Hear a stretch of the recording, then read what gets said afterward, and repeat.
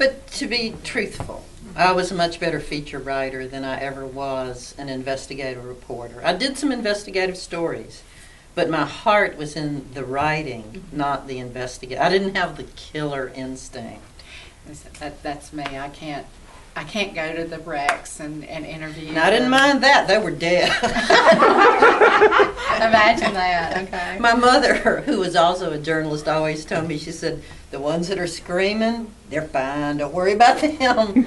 It's the quiet ones that you have to worry about. That you have to tell the story on. Right. Okay. Yeah. I really wish I could have met your mama. You would have loved her. I probably would. I know I would. Do you miss writing for a newspaper, or are you happy doing? I love writing fiction, and it is truly my calling.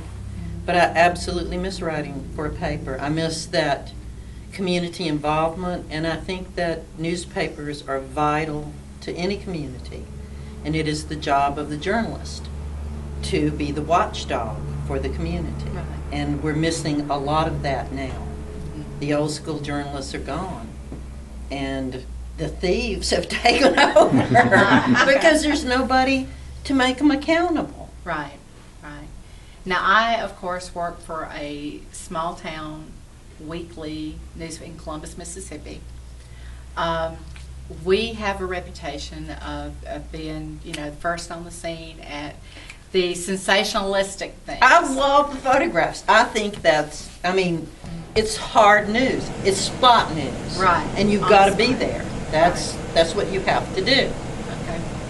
Now,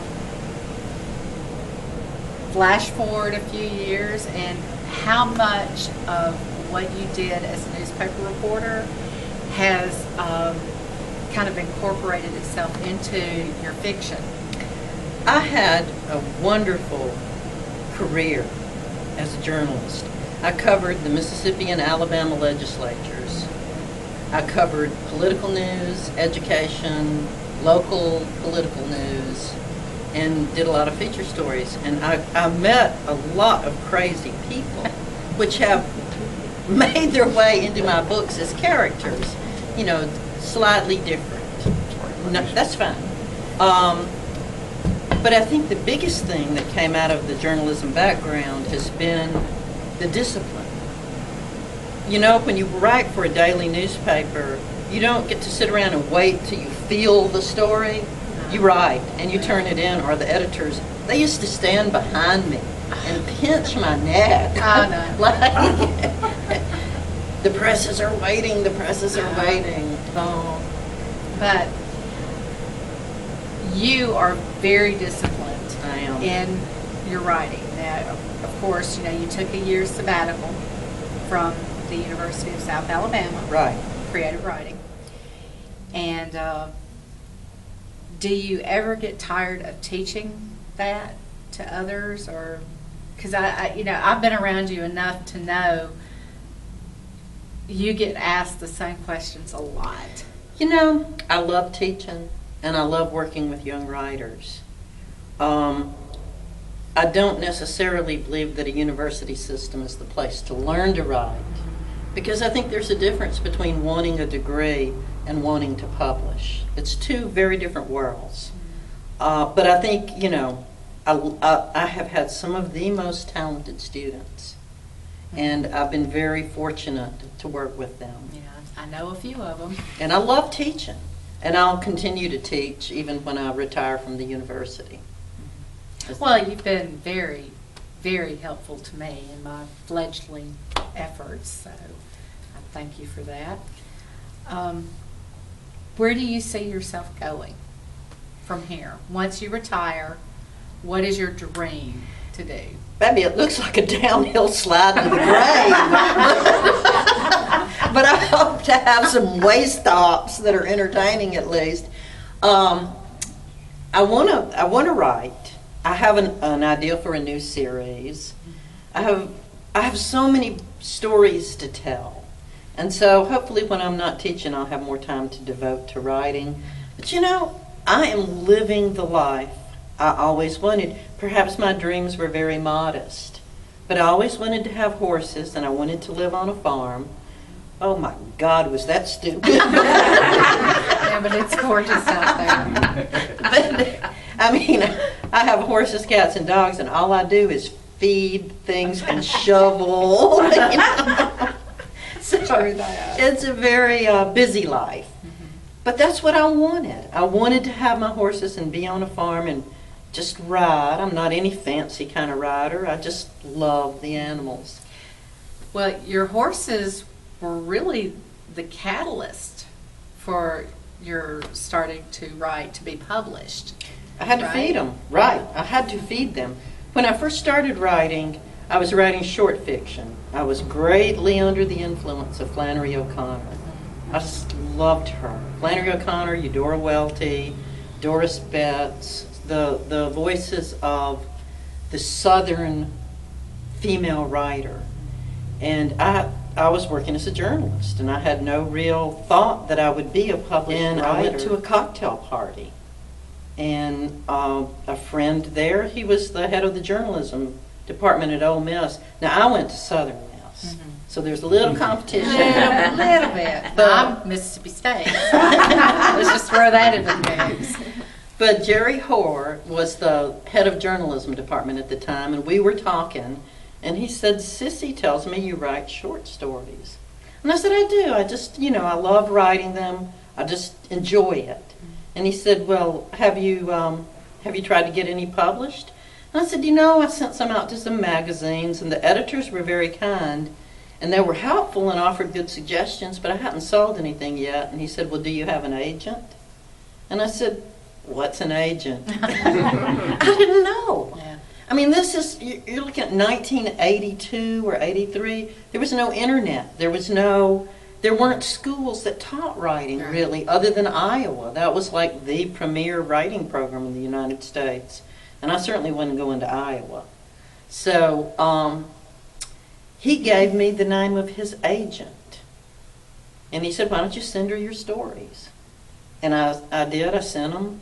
And, I'm used to journalism time. When you're a journalist, people respond to you immediately because they don't want the horrible no comment. Yeah. Because that is almost an admission of guilt. Yep. So, I waited like 8 weeks and didn't hear anything. 10 weeks, 12 weeks. And I finally got up the nerve to call. So I called the agency in New York. And this British woman answered the phone, and I don't know why. That just completely fried my feeble little brain that she was British. And I said, may I speak with Julie Fallowfield, please? And she said, are you a client of hers? And I said, that's what I'm calling to find out. And she said, what's your name? I said, Carolyn Haines. And she said, spell it, please. I said, H-A-I. She said, what? I said, I. She said, what? I said, and she said, young lady, I can't understand anything you're saying. And I said, it's a vowel. A, E, I. And by then I was so flustered. And she said, where are you calling from? And I said, all the way from Mississippi. And she put that telephone down, and I heard her go over to the agent and say, Julie, there is a young woman calling all the way from Mississippi. I think you should talk to her. And she took me on as a client on those short stories, and she said, you need to write a novel. And I'm like, oh, nobody can write 500 pages. Nobody. That's how I got started. What is the book that means the most to you, that you are, not that you're not proud of any of your other work, but I have a feeling I know which one this is, the one that means the most to you? I would say the one that I have the most emotional connection to is Touched, which is, it's a book set in 1926 Mississippi about a young girl who gets struck by lightning while dancing in a town that doesn't approve of dancing. Not like Columbiana. And so she becomes prophetic and is able only to predict drownings, and the townspeople think she's been touched by Satan. And this book, there's so much emotional truth in fiction, but there's no factual truth. When my mother was 9, she contracted polio. And so it's sort of the story of my mother and grandmother set back, 100 years and told with absolutely zero factual events, but a lot of emotional truth. So I think that's why that book is so powerful to me. But like every writer loves the book they're working on right now. So. My mother's Witness was a hard one for you to write. It's a very hard. It's the only not well. I did a collection of essays, but My Mother's Witness is the only real creative nonfiction, and it's a story that a woman told me her life story, and I wrote it using the tools of fiction. It's factual, but told in a fictional way. It's hard. It will knock you off your feet. It's a hard story. She had a terrible life. Good story. She ended up, finally, after 30 years of being terrified, she testified against Byron Dale Beckwith in his 3rd trial for the murder of Medgar Evers.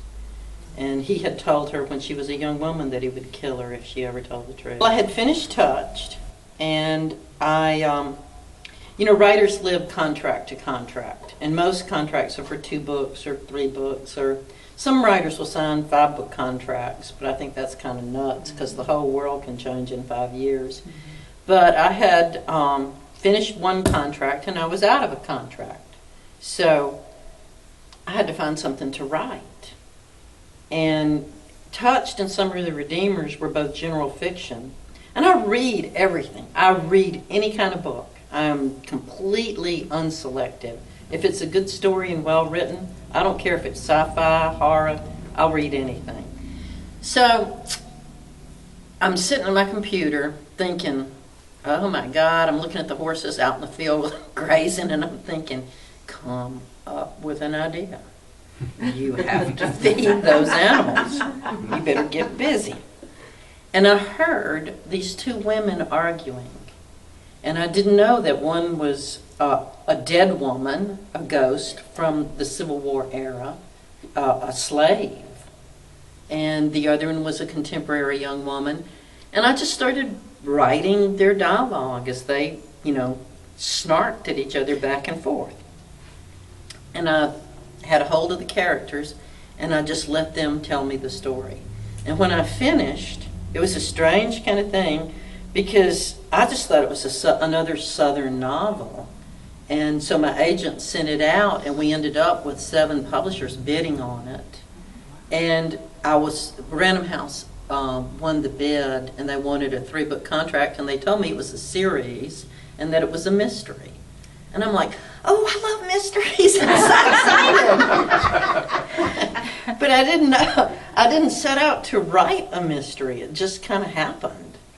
And so I've been happily in the mystery business ever since. Cool. So you've based characters in the series on people that you know, and some Yes. came from your own imagination. Well, they're all a blend, let's say. But Jitty is based on my friend, and I'll tell you her name because I do it every time, Debbie Porter Pruitt.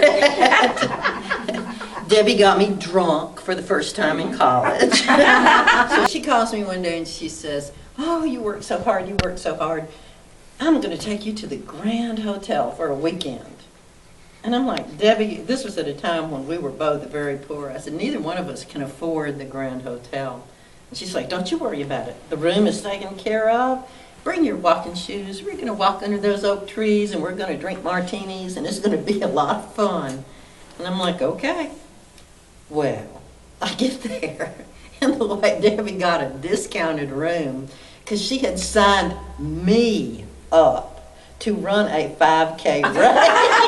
That was fine for me. So we were a good team, and in them bones, every outfit that Judy wears from the 70s, Debbie owned in college. Right. Velveteen hot pants. I control the mystery. The plot, Right. I am in firm control of that. The characters, they just do what they want to do, and I just am like, that's not exactly what I would do, but go ahead. Yeah.